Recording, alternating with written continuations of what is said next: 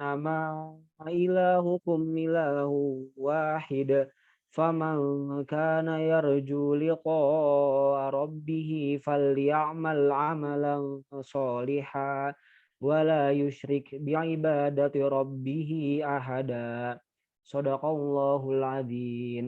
Assalamualaikum warahmatullahi wabarakatuh. Waalaikumsalam warahmatullahi wabarakatuh. Thank you, Brother Nadbuk Jundu, for reciting the verses of the Holy Quran so beautifully. May Allah bless us all. And now we are going to listen to the welcoming speech delivered by the Secretary of the Department of Islamic Economics, IPB University. Ladies and gentlemen, please welcome Dr. Laili Dwi Arsyanti. Thank you, Ms. Alia. Respectable and esteemed partners from IBF Net Group, Vice Rector of IPB University, Professor Dr. Dodi Rahmat, Dr. Muhammad Ubaidullah, Brother Muhammad Alim, and our distinguished speakers, Dr. Nida and Dr. Irfan Syauqi, the Dean of the Faculty of Economics and Management, Professor Nunung Nuryatono, his representative, the head of the Department of Islamic Economics, Dr. Asad Halim, all committees and distinguished participants from all around the world. Assalamualaikum warahmatullahi wabarakatuh. Selamat sore dan salam sejahtera bagi kita semua. Good afternoon to all of you. Alhamdulillah, in this very good afternoon, we can gather here to witness the moment of MoU signing between Islamic Business and Finance Group and IPB University. This program is the extended collaboration of the Islamic Economics Winter Course, which was held on last September. First of all, allow me to extend my sincere gratitude and a warm welcome to all of you, our honorable and esteemed partner IBF Net Group. I would like to express my gratitude to Dr. Muhammad Ubaidullah, who was also one of our speakers in the Islamic Economics Winter Course, and to Brother Muhammad Alim for his participation in the signing of the MoU. And it is a pleasure to have this online event. We hope this MoU become a kick-off for further many collaborations ahead. We also would like to send our gratitude for Dr. Nida who will deliver an FT in the era of Metaverse, and Dr. Irfan Beik, who will give a talk regarding utilization of digital technology for Islamic social finance development in Indonesia. And I would like to congratulate Dr. Irfan Syauqi for being awarded as the Outstanding Islamic Social Economic Activist by Bank Indonesia, the Central Bank of Indonesia. Congratulations, Dr. Irfan. And as we all know, the pandemic moment has brought us to a new normal life, where we get to use to have virtual meetings globally, even for local events. We are also expecting hybrid manner as well. And this phenomenon persuades or motivate individuals to gradually change their economic behavior into tech-savvy community. So the Department of Islamic Economics and the Faculty of Economics and Management, they attempt to collaborate with as many as possible other technology platforms in this regard. As IBFNet is awarded for the best emerging Islamic fintech platform of 2021 by Global Islamic Finance Award, GIFA. Here we are looking forward to accelerate the collaboration, including joint research and international seminars, joint supervision, joint publication, and also as a medium for students to learn and familiarize with the global fintech platform. We wish to have, we hope we have a further fruitful discussion as our educational endeavor on behalf of the Department of Islamic Economics, the Faculty of Economics and Management, IPB University, and Dr. Laili Dwi Arsyanti, the Deputy Head of Department of Islamic Economics. I would like to deliver the greetings from the Dean from the Dean of the Faculty of Economics and Management and the head of the department. Thank you very much. Wassalamualaikum warahmatullahi wabarakatuh. Waalaikumsalam warahmatullahi wabarakatuh. Thank you so much, Madam Laili Durashanti, for delivering the speech. Excellencies, speakers, and participants, ladies and gentlemen. Now we are going to listen to our distinguished speaker, Dr. Nida Khan. The first lecture will discuss about NFTs in the era of the Metaverse. So Dr. Nida is very incredible.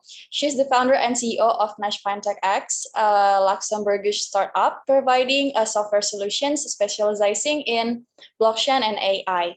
And she is also ranked as the 12th most influential woman in Islamic business and finance in 2019 and 2020.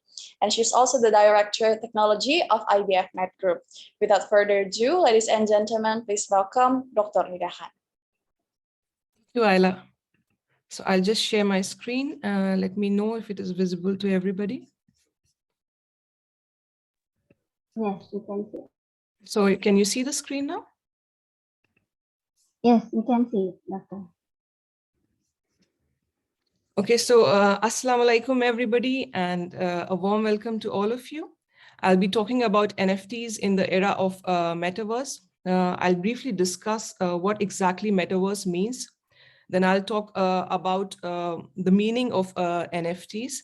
And then I'll delve into talking about how NFTs can impact the economy. And then we'll discuss some use cases whereby NFTs can be used in the Metaverse. So what exactly is the Metaverse? The term was first coined by Neil Stephenson in a novel that came in 1992 by the name of Snow Crash. And it was a cyberpunk novel. Now, the word cyberpunk was coined by Bruce Bethke in 1982. And basically, it indicated a futuristic urban society which was characterized by lawlessness and which was dominated by computers. So based on that, the metaverse, as Neil Stephenson saw in his novel, was a 3D virtual world where people were represented as avatars and they could interact with each other and with other artificial intelligent agents. Now, how do you understand this concept of interacting with intelligent agents? So we are doing this every day in our lives. For example, your interaction with Alexa or Siri is an interaction with an intelligent agent. Now, when we talk about avatars, so any electronic image that you use to represent yourself in the digital world, any icon you use is your avatar or your representation in the digital world. Now, coming to a more practical definition of metaverse, I would like to highlight 3 scenarios in the real world. So basically, you have someone here who's working. Then you have someone, a couple of people here who are socializing. Then you see a child playing here. So these are 3 different situations in the real world. Now, how do you perceive the real world? So we basically use 3 dimensions, which is length, width, and height. And we use another dimension of time, but that's not within the scope of our discussion as of now, because it's not relevant when you consider it in the context of the metaverse. The time would remain the same, whether you are in the real world, whether you are in the metaverse, from my perspective. Now, there are other theories as well, whereby we talk of other dimensions in the universe. So we have the bosonic string theory, which indicates that there are 26 dimensions. Then we have the superstring theory, which indicates that there are 10 dimensions. Then there's the M theory, which indicates that there are 11 dimensions. But for our discussion related to the metaverse, we'll just restrict ourselves to the 3 dimensions, because basically we observe and interact in the 3-dimensional world. The way we perceive objects is only on the basis of 3 parameters: the length, the width, and the height. Now, so you see that these are 3 different situations. Now, what will happen if you couple it with different technological aids, like, for example, a virtual reality headset, an augmented reality headset, a digital sensor, and probably some other sophisticated software? So what you will be transcended into a simulated environment. Consider this, which will make you perceive things which are not present in the real world. So you can be in a virtual office whereby you are interacting with other people. Again, your representation in that virtual office would be by means of an avatar or an icon that you use to represent yourself. And your perception in that environment would be similar to the way you see things in the real world, in the 3D world. The only difference would be that you still exist in the real world, but what you are perceiving in this simulated environment is on account of technology. Now consider the scenario whereby you have people, let's assume they are in 3 different locations of the world. But by virtue of technology, you can feel as if all 3 of you are in the same room. And you can interact with each other and through sensors get the same feeling or perception as you would while interacting in the real world. Now consider this from the perspective of the pandemic, when we had senior citizens staying alone at home. If we were using something akin to this, then these senior citizens in one part of the world could interact with their children and get the same feeling as if the children were present in the same home. So obviously the reaction of the body would be similar as you would see in the real world, because through this simulated environment and the sensors, you make the body perceive things that do not exist. Now, consider this scenario whereby you see a child playing alone. By virtue of technology, you can have a hologram of a person playing with this child. So he's no longer playing alone. He has a partner in his play activity. And this is referred together as the virtual world, as the metaverse. So basically, it's a virtual world where people can work, they can socialize, they can play and do tasks that they do in the real world, getting the same feeling. So this practically would be the metaverse as we perceive it. And there are a couple of companies that are investing in the software and hardware for the metaverse. So we have Apple, who's going to launch augmented reality products in 2022. Google in the past had come up with cardboard and glass. Facebook has rebranded itself to Meta, indicating its focus on the metaverse, and it's working on coming up with a robotic hand, VR glasses, and other software. Microsoft came up with HoloLens. So what I'm telling you here is just a few examples of the things that are being done or have been done. And then we have Valve, which came out with an index handset. Now, there are estimations that there's an opportunity of a $1 trillion market here. And so it is envisaged that more and more companies will be joining to produce tools for the metaverse. And startups would join the bandwagon as well, because investors are looking into this space. Now, coming to our second keyword for the webinar, NFT. What exactly is an NFT? So it is an acronym for a non-fungible token. And before we move to understanding what is a non-fungible token, it is very important to understand basically what is a fungible asset and what is a non-fungible asset. So a fungible asset is any asset that you can interchange directly. So for example, fiat currencies or shares can be interchanged with a similar kind. But when we talk of a non-fungible asset, example, real estate, car, we cannot do this direct interchange without perhaps going through a route where we first do a valuation of the real estate, sell it, get the necessary cryptocurrency or fiat currency in our hand, and then purchase another real estate, perhaps of the similar kind. So it's not directly interchangeable with a similar kind of an asset. Now, when you talk about representing this asset, you can use a token. So basically a token is a representation of something. When you represent a non-fungible asset, you basically use a non-fungible token. And this is where the NFTs come from. Now, what kind of assets can be represented by a non-fungible token? We can represent physical assets, then we can represent digital assets as well. Then an example of physical asset that can be represented is a home. An example of digital asset can be a video clip, it can be a PDF, it can be a presentation, it can be a spreadsheet, it can be digital art. So basically, any kind of digital media or digital asset can be represented by means of an NFT. Now, what is so special about this NFT? Okay, I talked about a non-fungible token. So basically, we understand that it represents ownership of a unique underlying asset. So the asset can be physical, the asset can be digital. It's not interchangeable with a similar kind without going through the route of exchange into fiat currency or cryptocurrency.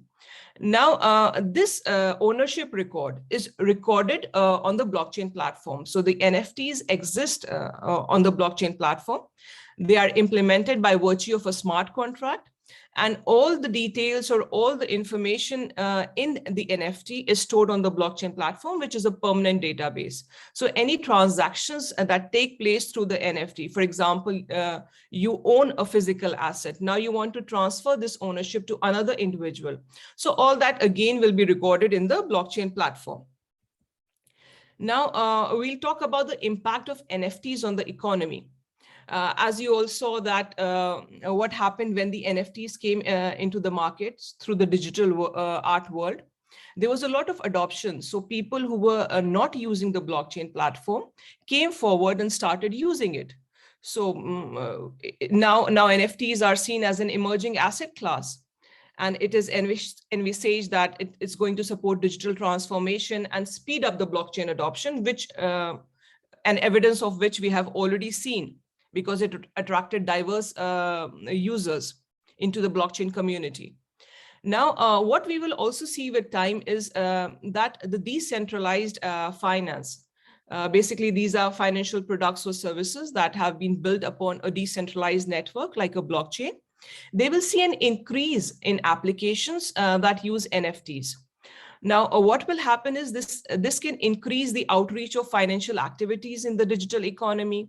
So consider it from the perspective of unbanked and underbanked who do not have access to the conventional financial services. But by virtue of a blockchain-based wallet, they can participate in the financial activity. And using applications built on DeFi and NFTs, they can indicate ownership of assets which perhaps are insignificant in the eyes of the traditional financial institutions because of the low value they command.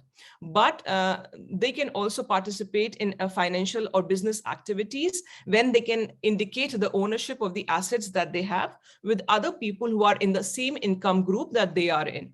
So this will help to increase the outreach of financial activities or help in financial inclusion.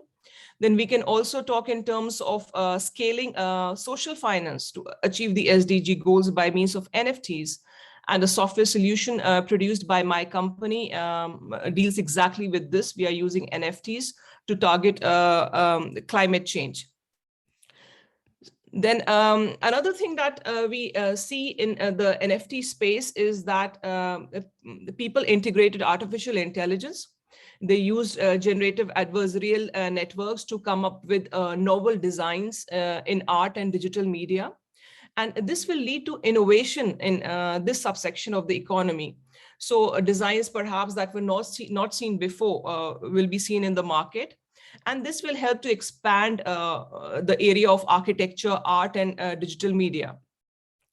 Now, we will see new digital business models whereby wherever ownership validation is required by means of a collateral where you have to indicate the ownership of the asset, then NFTs can come into play here. Now, what will happen is that all this will lead to an open economy, where you will see cost reduction, you will see transparency brought by the use of the blockchain platform. You will see that there are novel revenue generating streams and transactions will happen in real time. And this will lead to the development of the metaverse. So I'll talk about this in the next slides. And in all, this will disrupt and revolutionize the financial sector, and you will see exponential economic growth.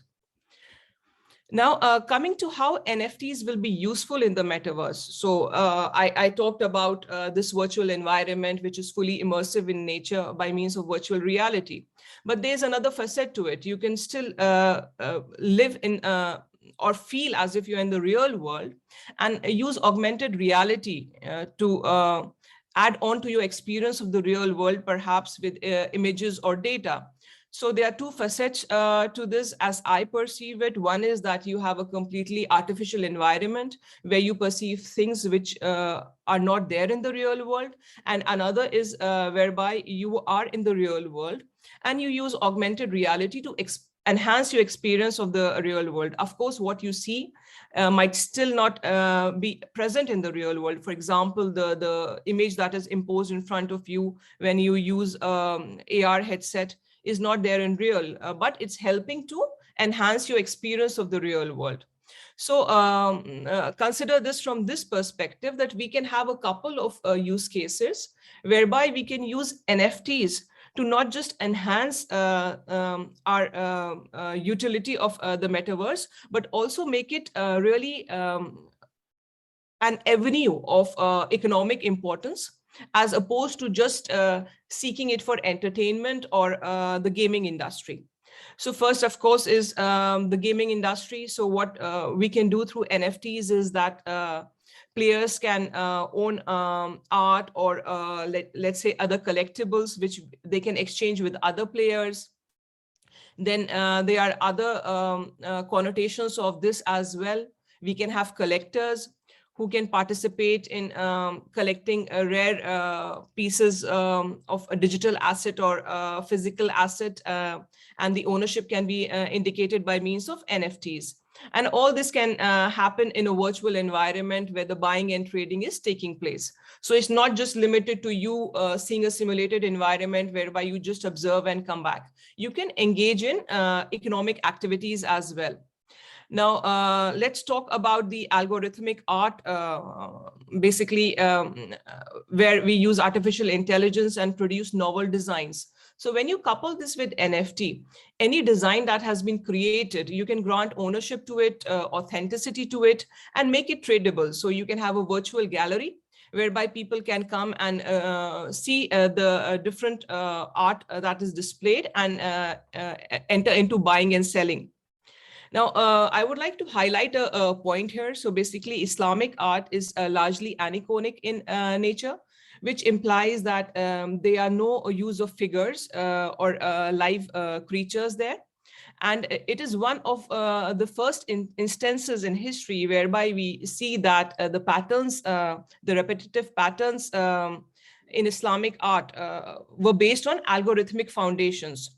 So the artisans who produced this kind of Islamic art were skilled in analytical geometry, and they generated the art through a step-by-step sequence of formal equations. Now, same algorithmic art, if you couple it with artificial intelligence and GANs, what you can have is very novel designs, which perhaps were not there before. And then you can sell them and create them by means of a virtual gallery. Now, another facet or a use case for NFTs is, I'm sure all of you are aware that the NFTs nowadays command a very high price, the popular ones. They are very, very expensive. So the average consumer might not be able to buy a single NFT on the whole. So what can happen is that you can divide the NFT into different fractions, and a single consumer can buy only one fraction of the NFT or two fractions, depending upon his budget, of course, and still be a part of owning that NFT. Now, this sale and purchase of NFT can be set up through auctions, and these can be virtual auctions in the metaverse. Now, I mentioned to you that NFTs are on the blockchain platform. So all the transactions, all the transfer of ownership is recorded on the blockchain platform. Now, as an original creator of, let's say, a piece of art or a piece of handicraft for people living in remote regions, what they would like is to get repaid each time the item is sold to another person. So this can be built in to the blockchain through the smart contract, and each time the item is sold, the original creator will get some benefit.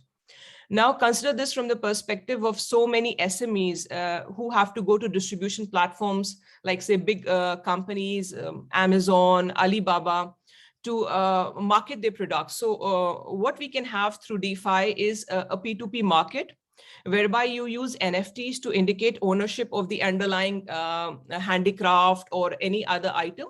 And it can provide a direct market to other people. And this can be a virtual market. The experience can be the same as you would go on, let's say, and visit different shops in a real market.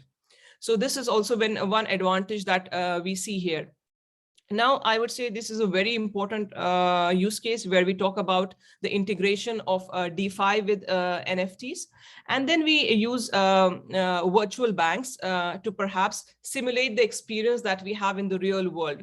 So imagine a scenario whereby you have a consumer, an avatar of a consumer going to a virtual bank. You have the lending manager, the avatar of the lending manager in this virtual bank interacting with your avatar. And then you want some loan, and so this lending manager asks you to provide a collateral for the loan. So what you do is you simply provide an NFT of the asset. You indicate that you own this home, for example, and this is the worth of this home, which is again indicated by the NFT. Now, of course, there are lots and lots of other issues that crop up here. What is the legal validity of the smart contract? What is the recognition this ownership has in the real world? Is it recognized by the notary? So barring all this, and of course, this is the work of regulators, but we can have a world whereby things are settled online in real time in a simulated environment, in the metaverse itself, without us going to do the nitty-gritties that are involved in the real world. So with this, I leave all of you, and I hope the knowledge does benefit you. Thanks a lot for your patience, and I look forward to the questions. Okay, thank you so much, Dr. Nida. What have you conveyed really truly gives us fresh insights about NFTs in the era of Metaverse. So we're very fortunate to have listened to your presentation today. May Allah bless you, ma'am. And we're continuing to our next agenda to hear from our second lecturer, to Dr. Irfan Syauqi Beik about utilization of digital technology for Islamic social finance development in Indonesia.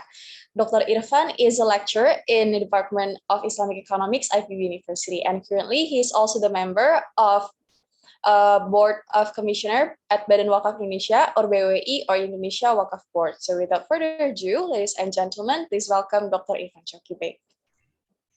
Thank you very much. Bismillahirrahmanirrahim. Assalamualaikum warahmatullahi wabarakatuh. And a very good afternoon. The Honorable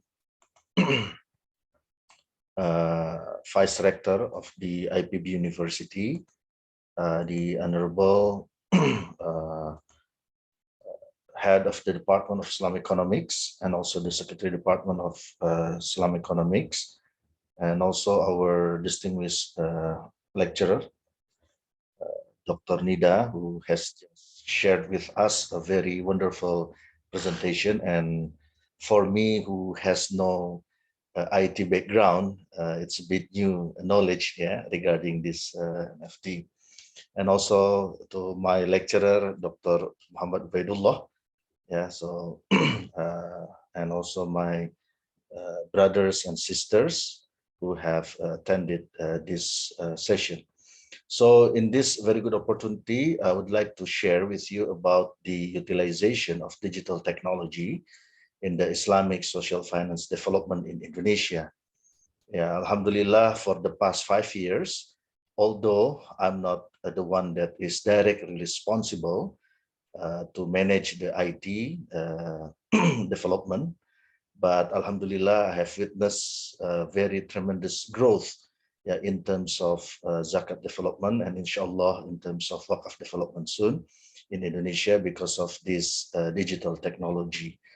And as we all know that we have a very huge potential in terms of zakat and awqaf. However, when we compare to its actual collection, we can see the gap between the potential of zakat and awqaf with their actual collection. For example, in terms of zakat potential, the actual collection is only 4.3% from its total potential, or it's around 12 trillion rupiah. If it is converted to US dollar, I think it's around almost 900 billion million, sorry, not billion, million US dollar. And for the Wakaf sector, the gap is even higher because we are able to collect cash Wakaf 0.5% from its total potential.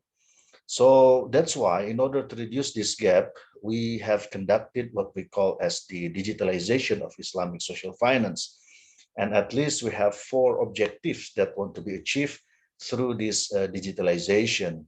Firstly, we'd like to increase the public trust because, as we know, that Islamic social finance is closely related with the public trust. Yeah, we cannot get more donors, the Muzaki and the Waqif, unless they have trusted us. Yeah, so that's why increasing the public trust is very important. Secondly, through digitalization, we also want to promote the literacy and lifestyle of Islamic social finance because it's very important. According to our latest survey, it is found that the literacy level of Awqaf is in the low category, while for the Zakat is in the moderate category. So it means that we need to increase our education and socialization on the Zakat and Waqaf so that the literacy of the people can be improved.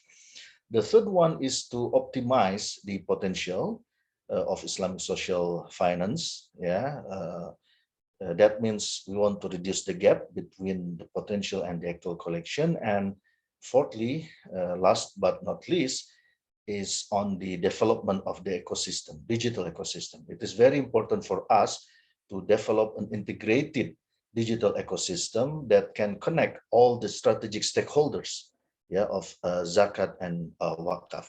That's why the presence of digitalization of Islamic social finance is very important. And if you look at in detail, yeah, the progress in each sector, mainly on Zakat sector and Waqaf sector, Alhamdulillah, yeah, the digital technology in these 2 sectors have played very important role. Yeah, the use of digital technology for Zakat sector, for example, has been, extensively used in terms of collection, distribution, and operation, yeah, of Zakat institution. And efficiency and effectiveness of Zakat management can also be increased, yeah, because of this digital technology. And during the COVID-19 pandemic, yeah, the role of digital technology is extremely important because it makes people, it facilitates people to easily donate their zakat, infaq, and sedekah fund. So that's why the digital technology plays very, very important role. And if we look at the milestone of the digital fundraising of Basnas, we have seen that since we initiated the digital fundraising stage, yeah, I think in 2016, yeah, we started by cooperating with the crowdfunding platform and e-commerce platform. This is the initial stage of digital fundraising in Basnas. Basnas, Dr. Nida, is the National Board of Zakat, yeah, of Republic of Indonesia, which is the highest government agency that is given mandate to manage zakat based on Zakat Management Law number 23, 2011. So after the initiation stage, we came to the partnership stage in which we increased the involvement of various payment channels, yeah, and also various platforms. And in the year 2018, we were able to develop our first chatbot. And then we also developed our own QR code for donation and partnership with many additional e-commerce platform. And in 2019, we have developed also the second chatbot. And then we have integrated our system with payment channels, yeah, on our website. And we have collaborated with around 40 digital partners, and we are able to develop the new thematic campaign. And at the end of the year, Alhamdulillah, the data indicated that the number of Muzaki can be made triple. and the number of transactions can be made double. Yeah. And then last year in 2020, we have already collaborated with 80 digital partners, and also we enter the artificial intelligence development, and also we use the virtual reality for donation and augmented reality for donation. Yeah, this is the milestone in the Basnas. Yeah, and also okay, and the contribution of digital collection, you can see from 2016, it contributed around 1% to the entire national collection of zakat. But within 4 years, this contribution can be increased to 24%. And I believe this year, the proportion may exceed 30%, yeah, the digital collection. So it shows the importance of this digital channel, yeah, to collect zakat. And this is our strategy. So we have developed our own platform. We collaborate with commercial platform, non-commercial platform. We also create innovative platform such as fintech apps, QRIS campaign, and interactive donation campaign. We also create our own artificial intelligence platform, yeah, like chatbot online apps, voice command virtual assistants. We have Zafira, Zakat virtual assistant. Yeah, so my wife, I told her that I have new online friend. Her name is Zafira, Zakat virtual assistant. Yeah, and then we also expand our campaigns through social media platforms. So this is our digital fundraising strategy. In terms of distribution, we have implemented our Zmart Mobile that connect all the retail business owned by the Mustahik that was given a fund from us, that was funded by Zakat Fund. And then also we have developed our own national Mustahik database system. And since last year, Alhamdulillah, we developed also virtual augmented reality for livestock center. So it means that we can educate our Mustahik breeder, yeah, the way for slaughtering the sheep, the goats, for example, or the cow through a virtual process. Yeah. So this is the development of zakat sector. And then let me come to the Wakaf sector, because since February this year, I moved from Basnas to Indonesia Wakaf Board. Yeah. So of course, Wakaf sector in terms of digitalization is like behind the his elder brother Zakat. Zakat is our elder brother, so Wakaf is the younger brother. But Alhamdulillah, we have tried to increase, yeah, the digital ecosystem development, yeah, by connecting all the strategic stakeholders. So we try to connect the digital system outside Indonesia Wakaf Board. Can you hear my voice?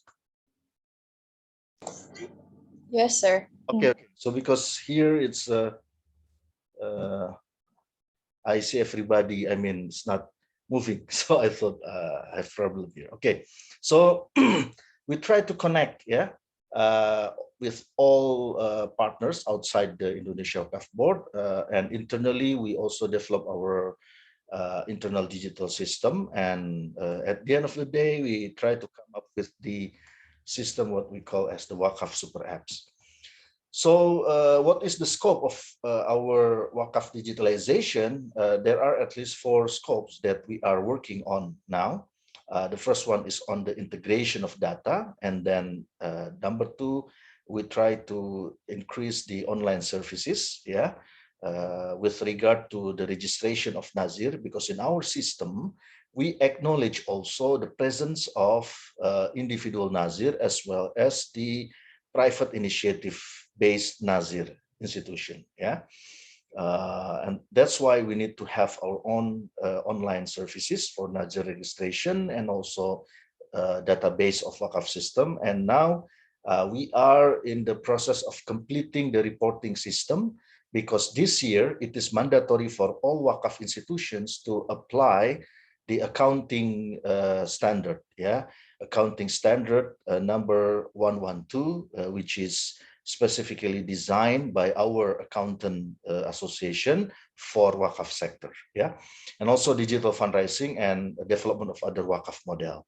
So this is just an example what we have done within started February. It means that now, almost 9 months. Yeah, this is what we have done in Indonesia Wakaf Board. So if everybody wants to try to donate your fund here, you can just put your QR reader, yeah, and then try to connect with this. Yeah, this is our QRIS, yeah, for Indonesia Wakaf Board. And then the last one is the roadmap. Yeah, this is the roadmap for our Wakaf digitalization. So from 2021, inshallah, we will come to the year 2022, in which we will be intensifying, the business model of Wakaf, and we try to find the innovative scheme that can optimize the Wakaf asset. Yeah, because most of the registered Wakaf asset is still idle. So that's why we want to optimize it, and we want to make it more productive. And digitalization plays very important role in this regard. And now, inshallah, we are still in the process to improve our services, our online application, our digital ecosystem, and also data reporting engine and national Wakaf index. This is very important, and we are also open to partner with any institution that can offer big data and blockchain. We have been in serious discussion with several providers regarding this matter, because the use of blockchain, I think, is very important, because it will increase the transparency and accountability of the operation of zakat Wakaf institutions. That's why we are very serious in discussing this aspect, and we hope that we can develop our big data, which is based on blockchain technology, next year in the year 2022. By that, I end my presentation. Thank you very much. Assalamualaikum warahmatullahi wabarakatuh. Waalaikumsalam warahmatullahi wabarakatuh. Thank you so much, Dr. Irfan. What you have conveyed really truly gives us fresh insights about utilization of digital technology for Islamic social finance development in Indonesia. We are very fortunate to have listened to your presentation today. May Allah bless you, sir. But before continuing to the next agenda, we would like to invite everyone to watch videos presented by our departments. To the operator, please kindly to play the videos. Thank you.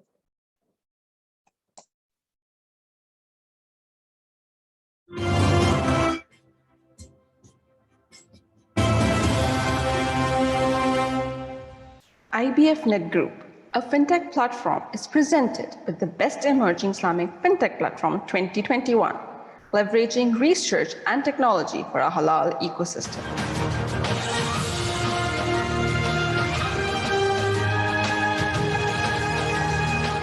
IBF Net, the Islamic Business and Finance Network, moved to Malaysia in the year 2019, offering the world's first accredited certification program in zakat management.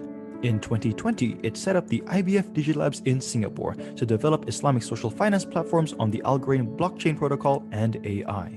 Among the many projects underway here is the Intelligent Robo Sharia Advisor, or Irshad.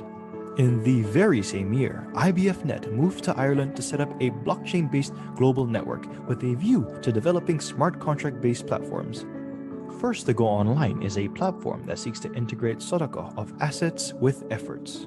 Its social crypto, called IBF Esteem, acts as the mechanism for incentivizing benevolent action. Another crypto, called IBF Exchange, functions as a medium of exchange and store of value. Together, they act as the engines for developing the network as a replicable miniature Islamic economy. Hello everyone. I deem it a great honor to receive, on behalf of the IBF Net Group, the GIFA Award for Best Emerging Islamic Fintech Platform of 2021. Your IBF Net is on a journey to leverage research and technology for creating a halal ecosystem. I express my sincere thanks to the GIFA Awarding Committee for recognizing our potential in building a miniature Islamic economy using blockchain technology. I also thank our technology partner, Algorand USA, for consistently supporting us throughout this initiative. I thank our founder, Dr. Muhammad Ubaidullah, for showing us the path onto the future, and every member of the IBF Net team for their hard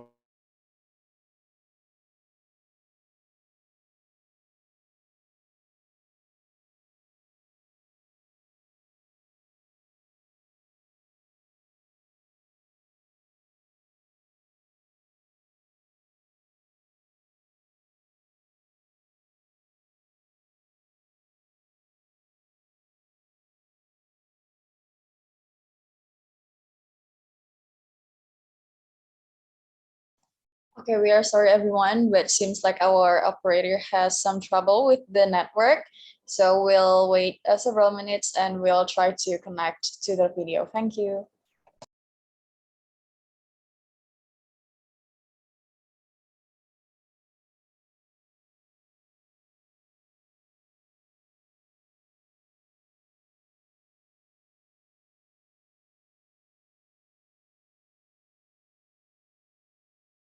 Bisnis, dan pertanian. Ilmu ekonomi syariah resmi dibuka pada tahun 2010 dan pada tahun 2017 telah menjadi salah satu universitas negeri yang memiliki pusat pendidikan dan pengembangan ekonomi Islam berakreditasi A. Visi Departemen Ilmu Ekonomi Syariah menjadi pusat keunggulan, Center of Excellence, terdepan dalam bidang pendidikan, penelitian, dan pengembangan masyarakat madani yang lebih berkeadilan berlandaskan syariah, serta advokasi ekonomi syariah yang bertaraf internasional dan menjadi rujukan terkemuka dalam mendukung pembangunan yang berkelanjutan.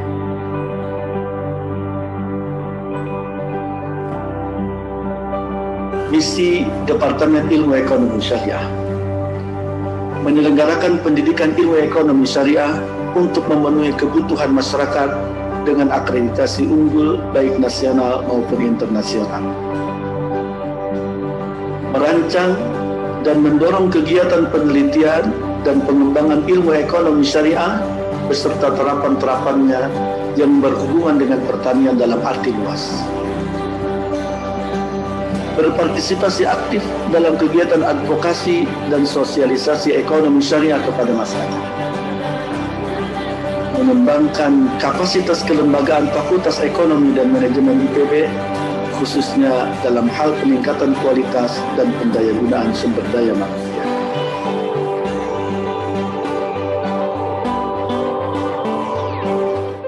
Pembelajaran langsung dipimpin oleh tenaga didik berkompeten yang berasal dari lulusan dalam maupun luar negeri. Pengajar yang baik tentu perlu dukungan sarana dan prasarana yang baik pula. Departemen Ilmu Ekonomi Syariah memiliki fasilitas utama, di antaranya ruang kelas yang nyaman, tempat berdiskusi dan bertukar pikiran, serta laboratorium Bank Mini Syariah agar dapat langsung merasakan atmosfer dunia kerja.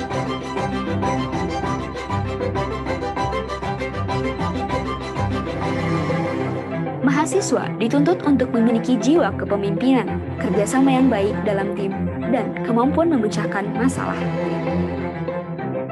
Melalui Himpunan Profesi Mahasiswa Ilmu Ekonomi Syariah, sesi IPB, pembelajaran dan keahlian pendukung dapat kita peroleh dari luar kelas.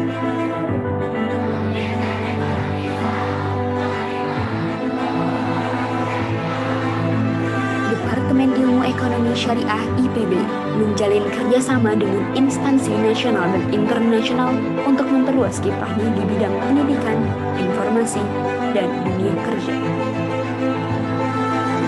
Usaha, kerja keras, dan niat yang tulus selalu dilakukan untuk menggapai prestasi. Sivitas Akademika Departemen Ilmu Ekonomi Syariah IPB berhasil menorehkan prestasi membanggakan di tingkat nasional dan internasional.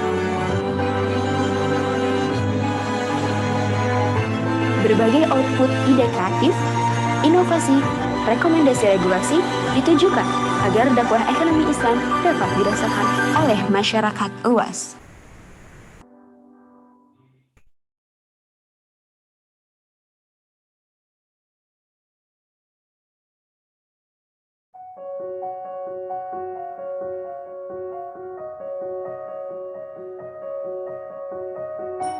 Indonesia, the biggest archipelagic country on Earth.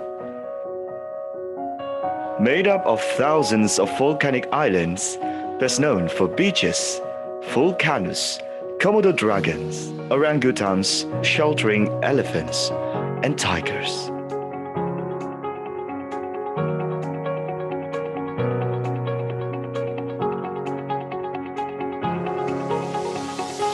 The mega biodiverse country is inhabited by 20,000 different kinds of herbs and plants, also place where you can find more than 10,000 kinds of animals roaming the land.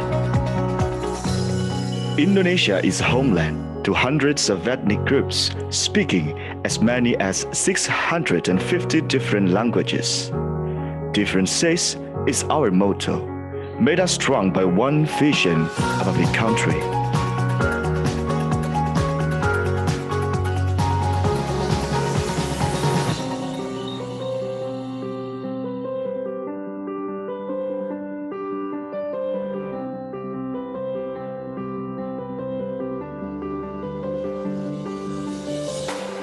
Formerly parts of University of Indonesia, in 1963, IPB University was stood as the first independent campus to focus on agriculture.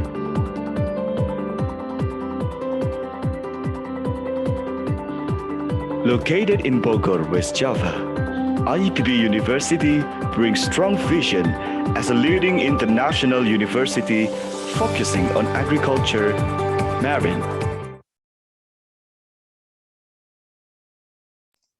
Okay, thank you so much for all the participants for watching the videos. And now we are going to move to our most wedding agenda. There is a MoU signing between IBF Net and Department of Islamic Economics, Faculty of Economics and Management, IPB University. But first, we would like to request to Professor Dr. Dodik Giridun Rahmat as a Vice Rector of International Affairs of IPB University to deliver remarks on the partnership between IBF Net and IPB University. Ladies and gentlemen, please welcome Professor Dr. Dodik Giridun Rahmat. Thank you very much. Assalamualaikum warahmatullahi wabarakatuh. Good afternoon to all of you, all participants, warahmatullahi wabarakatuh. Respected and esteemed partners from IBF Net Group, Dr. Muhammad Ubaidullah, Brother Muhammad Alim, all committees and distinguished participants from all around the world. First of all, please allow me to extend my sincere gratitude and a warm welcome to all of you, our honorable and esteemed partner, IBF Net Group. As the representatives of IPB University, I would like to introduce first the Dean of the Faculty of Economics and Management, Professor Nunung Nuryartono, the head of Department of Islamic Economics, Dr. Asep Nur Halim, the Secretary of the Department of Islamic Economics, Dr. Laili Dwi Arsyanti. I would like to express my gratitude to Brother Muhammad Alim for his participation in the signing of the Memorandum of Understanding between IPB and IBF Net Group to kick off a new collaboration. Both institutions, in my opinion, are ripe for collaboration. And while we are unable to meet physically due to the pandemic, it is a pleasure to have this online Memorandum of Understanding ceremony. I wish us both continued health. As technologies have occupied into every scope of our everyday lives, the emergencies of the technologies has brought to some development of approaches that can persuade or motivate individuals to change their economic behaviors. IPB University attempted to connect and collaborate with numerous technology platforms. And one of the best technology platform is IBF Net, which awarded for the best emerging Islamic fintech platform of 2021 by the Global Islamic Finance Award. The previous discussion between our international offices provided us with numerous insights into how strategically important it is for IPB and IBF Net Group to collaborate. The signing ceremony serves as a catalyst for increased collaboration between IBB and IBF Net Group. We do hope that following the signing, collaboration will accelerate in a variety of areas, including joint research, joint international seminars, joint supervision, and joint publication. I wish you an engaging signing ceremony and a fruitful discussion on behalf of IPB University. Thank you very much. Wassalamualaikum warahmatullahi wabarakatuh. Waalaikumsalam warahmatullahi wabarakatuh. Thank you so much, Professor Dodik, for your warm remarks. As we have heard the remarks from Professor Dodik Ridho Nur Rahmat as Vice Rector of International Affairs of IPB University, now we are going to hear the remarks from CEO of IBF Net. So, Brother Muhammad Alim, without further ado, ladies and gentlemen, please welcome Brother Muhammad Alim. Honorable Vice Rector, IPB University, heads of department, members from academia, ladies and gentlemen, Assalamu alaikum, and a very good afternoon to all of you. It is a pleasure for me to welcome you all to this event signifying the beginning of cooperation between IBF Net Group and your esteemed university. We immensely value this partnership with you as a premier university in the Nusantara region as we aim to build a community of students, researchers, and professionals exposed to the applications of emerging technologies like blockchain and AI in various areas of the economy. We are specifically focused on the Algorand blockchain technology as we find this to be the technology of the future. It is scalable, secure, decentralized technology coming from some of the finest minds of MIT. Unlike some leading blockchain technologies, Algorand always maintains a carbon negative footprint, contributing positively to the environment. As some of you may be aware, IBF Net Group has already introduced a few certification programs in blockchain technology and its application in Islamic business and finance sectors. It has also introduced platforms and is working on a few more as part of its mother project, which is to build a miniature Islamic economy on the blockchain. Now, I invite all of you to sign up with us as members and benefit from these services in a number of ways. You can visit ibfnet.ie and sign up there. Now, as part of our partnership with your esteemed university, we look forward to undertaking joint research studies, offer training courses, organize webinars and forums at regular intervals, build, incentivize, and maintain a campus community for various programs and activities. With today's webinar, a beginning has been made in this regard. On behalf of IBF Net Group, I congratulate all participants of this webinar, which had presentations on two very important topics by experts who are very well known for their contributions in the field. I look forward to some very useful webinars, research forums, training programs, and discussion events in the near future, inshallah. Thank you very much. Thank you very much, Brother Muhammad Alim, for your warm remarks. And we will proceed to our main agenda, the signing of the Memorandum of Understanding for University Partnership between IBF Net and IPB University. So please, to the representative of each parties, Professor Dodik Ridho Nur Rahmat and Brother Muhammad Alim to sign the document.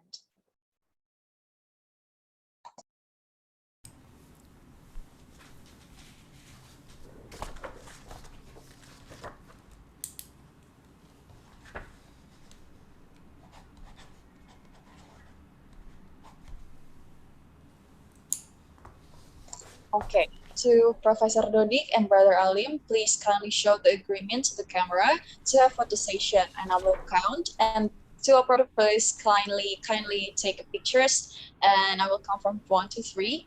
1, 2, 3. Very much.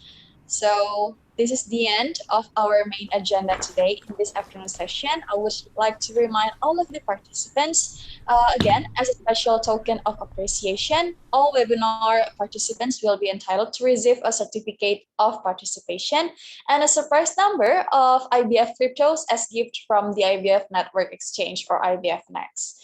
We would like to extend our sincere gratitude to all of our speakers today, and may Allah bless us all. I will also would like to apologize to all attendees as you may feel any inconveniences from us as the committee, and particularly from me as the Master of Ceremony. And I would like to thank you for your participation in this MoU signing ceremony until the very end. Let's close this agenda by saying alhamdulillah, alhamdulillahirabbil alamin. Wa kifara majois subhanakallahumma wa bihamdika asyhadu an la ilaha illa anta astaghfiruka wa atubu ilaik. Wassalamualaikum warahmatullahi wabarakatuh. Waalaikumsalam. Thank you. Thank you. Waalaikumsalam warahmatullahi wabarakatuh. Thank you, Dr. Alhamdulillahirabbil alamin. Oke, thank you everybody. Terima kasih Pak Dodi, terima kasih Pak Irfan. Selamat. Pak Dodi. Alhamdulillah. Terima kasih Pak Daiful.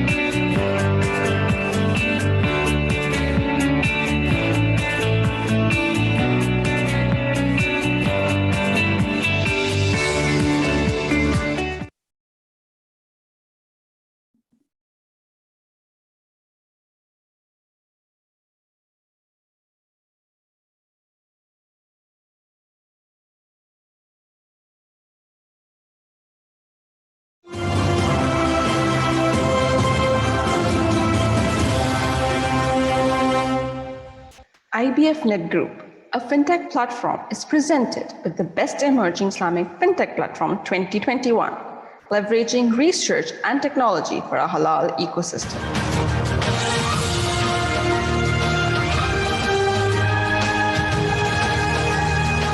IBF Net, the Islamic Business and Finance Network, moved to Malaysia in the year 2019, offering the world's first accredited certification program in Zakat management.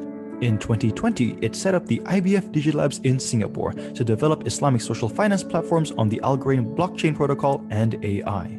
Among the many projects underway here is the Intelligent Robo Sharia Advisor, or Irshad. In the very same year, IBF Net moved to Ireland to set up a blockchain-based global network with a view to developing smart contract-based platforms. First to go online is a platform that seeks to integrate sadaqah of assets with efforts. Its social crypto, called IBF Esteem, acts as the mechanism for incentivizing benevolent action. Another crypto, called IBF Exchange, functions as a medium of exchange and store of value. Together, they act as the engines for developing the network as a replicable miniature Islamic economy. Hello everyone. I deem it a great honor to receive, on behalf of the IBF Net Group, the GIFA Award for Best Emerging Islamic Fintech Platform of 2021. Your IBF Net is on a journey to leverage research and technology for creating a halal ecosystem. I express my sincere thanks to the GIFA Awarding Committee for recognizing our potential in building a miniature Islamic economy using blockchain technology. I also thank our technology partner, Algorand USA, for consistently supporting us throughout this initiative. I thank our founder, Dr. Muhammad Ubaidullah, for showing us the path onto the future, and every member of the IBF Net team for their hard work, persistence, and perseverance. Thank you.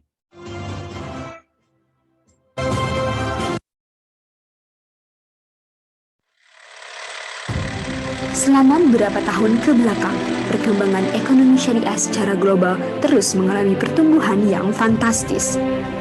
Indonesia, dengan populasi muslim yang mencapai 85% dari total penduduk Indonesia, memiliki potensi yang besar untuk menjadi pusat ekonomi syariah secara global. Dukungan yang besar sangat diperlukan agar pertumbuhan ekonomi syariah yang positif dapat terwujud dan manfaat penerapannya dapat dirasakan bagi masyarakat. IPB University merupakan institusi pendidikan terkemuka di Indonesia melalui Departemen Ilmu Ekonomi Syariah sebagai bentuk dukungan melahirkan insan ekonomi Islam yang berwawasan luas dalam bidang ekonomi, bisnis, dan pertanian. Ilmu Ekonomi Syariah resmi dibuka pada tahun 2010 dan pada tahun 2017 telah menjadi salah satu universitas negeri yang memiliki pusat pendidikan dan pengembangan ekonomi Islam berakreditasi A. Visi Departemen Ilmu Ekonomi Syariah menjadi pusat keunggulan, Center of Excellence, terdepan dalam bidang pendidikan, penelitian, dan pengembangan masyarakat madani yang lebih berkeadilan, berlandaskan syariah, serta advokasi ekonomi syariah yang bertaraf internasional dan menjadi rujukan terkemuka dalam mendukung pembangunan yang berkelanjutan.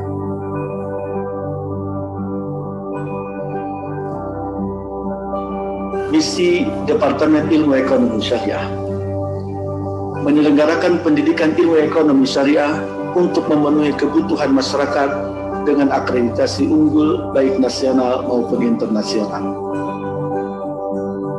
Merancang dan mendorong kegiatan penelitian dan pengembangan ilmu ekonomi syariah beserta terapan-terapannya yang berhubungan dengan